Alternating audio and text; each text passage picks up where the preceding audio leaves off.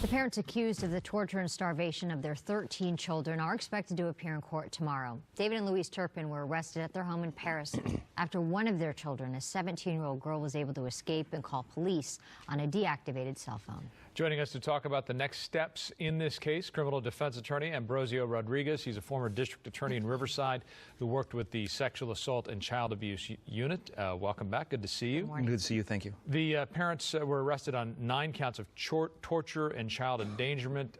What will be the specific charges once the charges are actually filed? It'll be 1 charge per child of felony child endangerment that could cause death or great bodily injury and torture.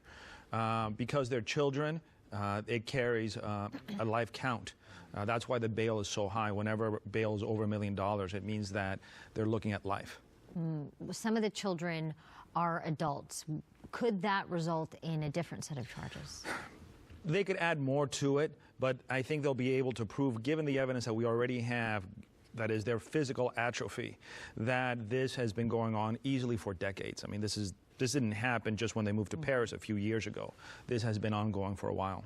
And you know, there's obviously a lot of evidence that children will, I assume, have to provide a lot of it. Some of these children are adult age. Right. Does that complicate things?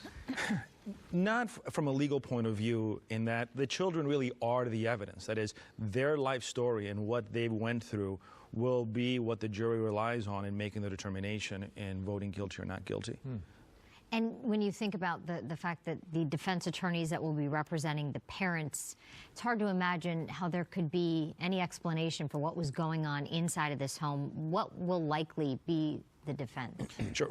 She, I think, has a much better defense than he does. I think her defense will be one that she was forced to do this. That is, they were married.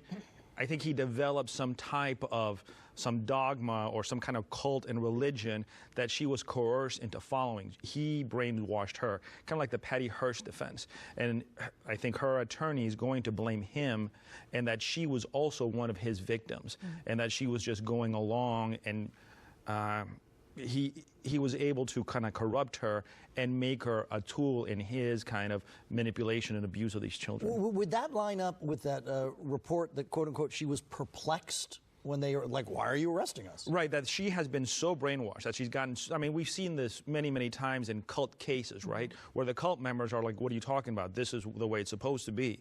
That, right, she didn't think she was doing anything wrong. And that, I mean, look, it's going to get, I think, worse as we kind of peel back the layers. I wouldn't be surprised if we find more disturbing information as the case goes forward. One of the things that's been surprising to me is just finding out that they were homeschooled, and then I read this morning that there's no sort of physical check that has to take place. The school district, someone from the state doesn't have to come in and say, oh yeah, this is a proper setting for homeschooling. But is there some liability that will attach to that?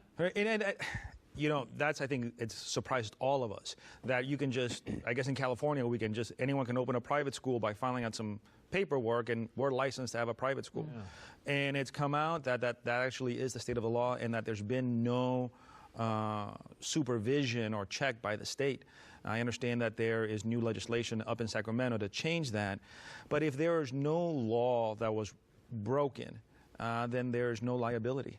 And it just seems that even though we're supposedly over-regulated in California, some things just are not being checked on. Have you ever been involved in a case similar to this? I had a case very similar to this about 10 years ago. It was a foster mom who was allowed to adopt 5 kids. This is obviously back in Riverside. And she also would make them dress the same, malnourished them, kept them locked up, had kind of this cult religion that she would make them perform, bizarre rituals. And one of the children was able to run away. She ended up passed out on the street. The police found her and led to this investigation. I mean, these things kind of, it's American Gothic at its worst, right? Like, these things happen. We see them happen. And look, the thing I think that gets everyone is that they were hiding in plain sight. You know, he might, for all we know, have security clearance at Northrop Grumman, right? I mean, they went to Disneyland. They lived amongst us. And it just goes to show you where we live now, that we really don't know our neighbors. Yeah. Right? And many of the neighbors said that yesterday when they were doing interviews, how they were shocked to know that was happening next door. Once again, we want to thank Ambrosio Rodriguez, Thank you. criminal defense attorney and former prosecutor. Good to see you this morning. Thank you. All right, Mr. Kriski.